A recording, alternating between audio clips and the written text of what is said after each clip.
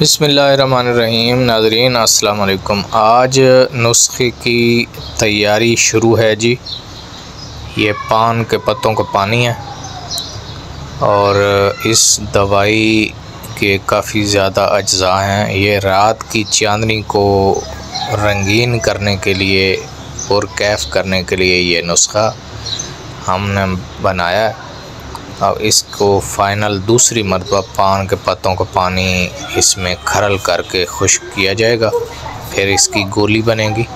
अगर आप दिलचस्पी रखते हैं अपने पुरकैफ़ लम्हात को तवील तर करने के लिए तो आप हमारे व्हाट्सएप नंबर पर रब्ता करके ये कुदरती अज्जा पे मुश्तमिल गोली मंगवा सकते हैं। गोली भी बनेगी और कैप्सूल भी, जैसे आपको पसंद हो।